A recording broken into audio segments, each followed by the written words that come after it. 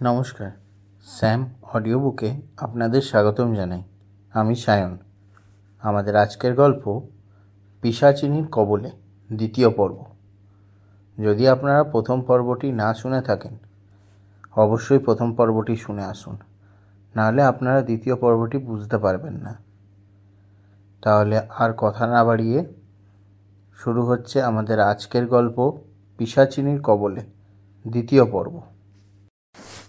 একদিকে যেমন আনন্দময়ী দেবী শান্তি পেলেন, এই ভেবে যাক ছেলেটার শরীরের দিকের মন দেওয়ার কেউ এসে গেছে।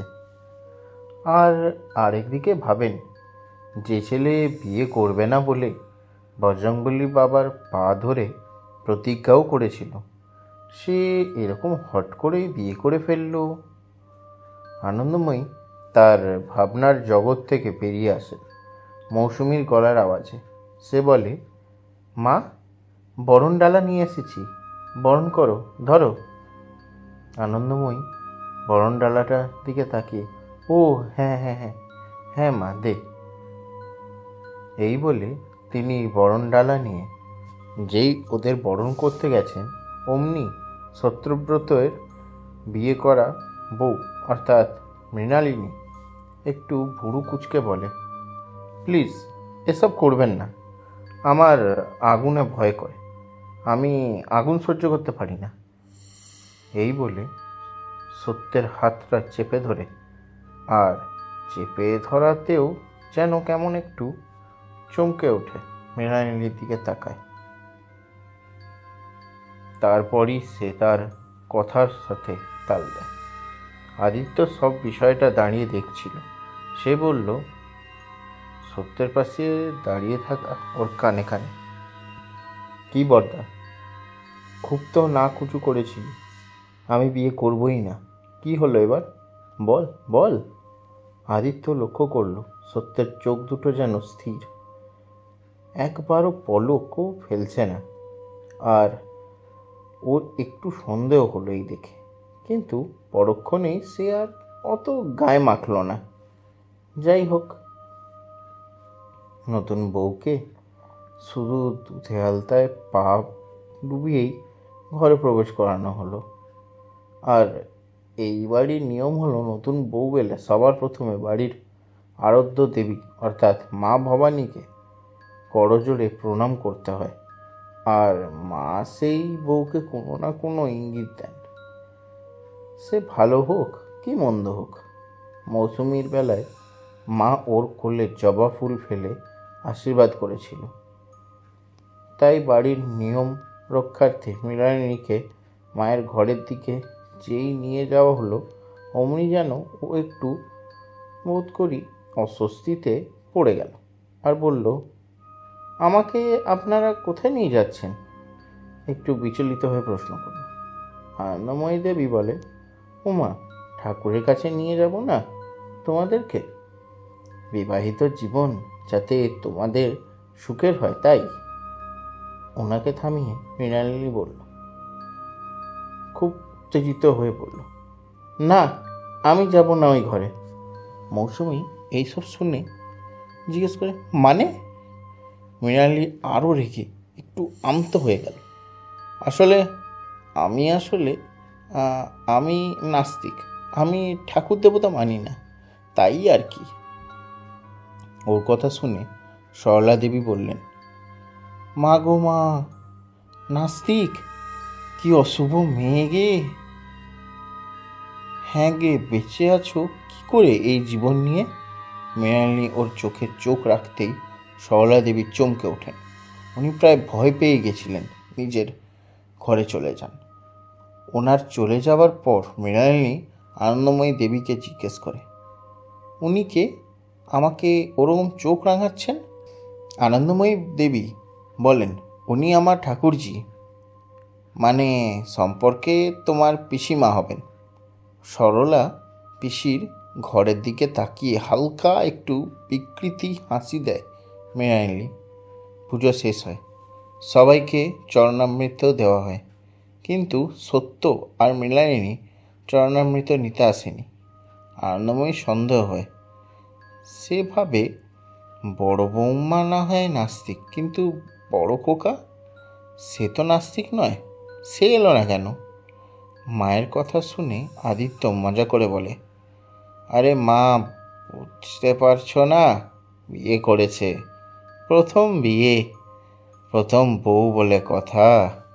শোনো মা, বিয়ে হলো, दिल्ली का लड्डू जो खाया वो भी पछताया, और जो ना खाया वो भी पछताया। এই বলে নিজেই হি হি করে হাসছে।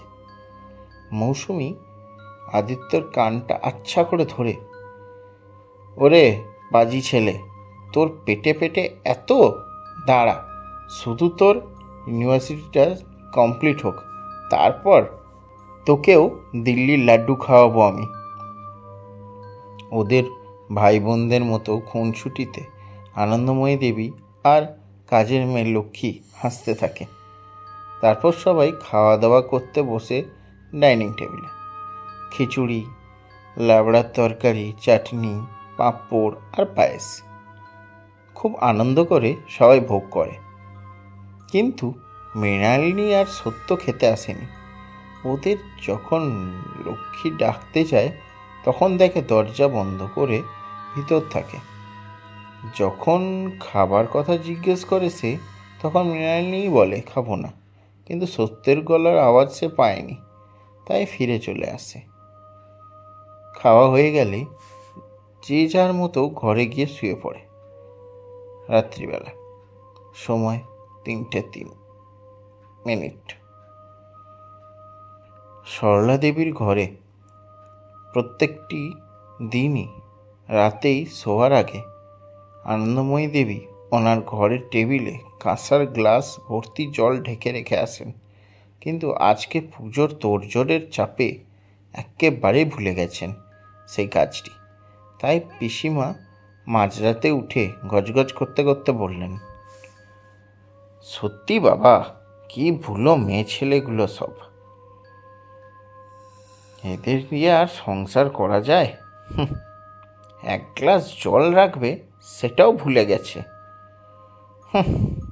এই বাড়ির কেউ কোনো কাজের না, আর ভালো লাগে না এই বাতের ব্যথা নিয়ে এতবার করে যাওয়া আসা, যায় নাকি বাবু? উফ। এই বকবক করতে করতে তিনি জল আনতে চলে যান। সরলা দেবী ঘরের রাস্তাতেই পড়ে সত্যব্রতর ঘরের জানালা, ফলে যেতে যেতে চোখ পড়ে যাওয়াটাই সম্ভব। ওনার বেলাতেও তাই হয়। জানলার দিকে তাকাতেই সরলা দেবী চমকে ওঠেন। দেখেন বিছানায় বসে আছে এক নারী, কিন্তু সে মানুষ নয়। তার পরনে সাদা শাড়িটা রক্তে মেখে লাল হয়ে আছে, চোখগুলো তার কোটরে ঢুকে গেছে শুধু। সেই কোটরের মধ্যে থাকা দুটো লাল জ্বলন্ত বল যেন ক্রমশই আরও জড়ালো হচ্ছে। তার লিকলিকে বড় বড় হাতের নখে রক্ত লেগে আছে, তার সারা মুখে রক্ত লেগে রয়েছে। সে শুধু এক দুটো নামাচ্ছে আর বসাচ্ছে হাতগুলোকে। পিসিমা থমথমে চোখে ওপরে চেয়ে দেখেন, এবং যা দেখেন তাতে তিনি নিজের চোখকেই বিশ্বাস করতে পারছেন না। তিনি ঘরের ওপরের দিকে তাকিয়ে দেখেন, উপরে একটা মরদেহ ভাসছে বাতাসে। সেই দেহে বুকটা চেরা, আর সেই দেহ থেকে ফিঙ্কি দিয়ে রক্ত বেরোচ্ছে। আর সে মরদেহের মুখটা দেখে পিসিমা ভয় পেয়ে চিৎকার করে ফেললেন আর চোখ বন্ধ করে ফেললেন। কিছুক্ষণ পর চোখ খুলে দেখেন ঘরের কেউ নেই, এমনকি ঘরের উপরে সেই মৃতদেহও বিছানায় রক্তের বিন্দু পর্যন্ত নেই। তিনি ভাবলেন হয়তো ঘুম চোখে উল্টোপাল্টা দেখেছেন, রাত তো কম হয়নি, যাই গিয়ে শুয়ে পড়ি, এই বলে তিনি চলে যান। এই ভেবে যেই ঘুরেছেন, পিছনে দেখেন দাঁড়িয়ে আছে সেই পিশাচিনী। সরলা দেবী যেন বাকরুদ্ধ হয়ে পড়েছেন, তার সারা শরীরে ঘামের বিন্দু স্পষ্ট।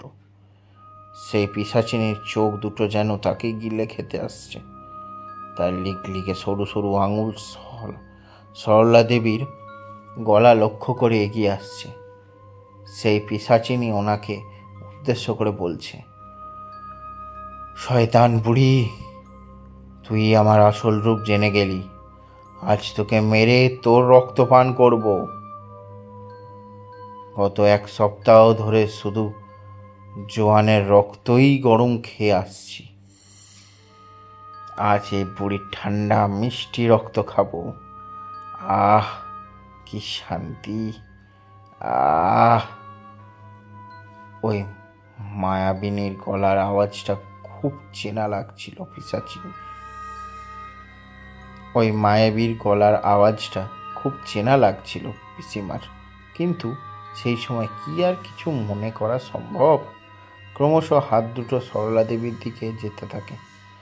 ভয়ে তিনি চিৎকার করে মা ভবানীর নাম করতেই সে দূরে ছিটকে সরে যায় আর বাতাসে মিলিয়ে যায়। তিনি ভয়ে দুর্বল হয়ে মাটিতে লুটিয়ে পড়েন। কে ছিল এই পিশাচিনী? আর কারই বা ছিল সেই মরদেহ? আর পিসিমার কেন চেনা লাগলো তার গলা? জানতে ইচ্ছুক থাকলে পরের পর্বের জন্য একটু ধৈর্য রাখতে হবে। এখন এই পর্যন্তই। আর ভালো লাগলে অবশ্যই গল্পটি সবার কাছে শেয়ার করবেন।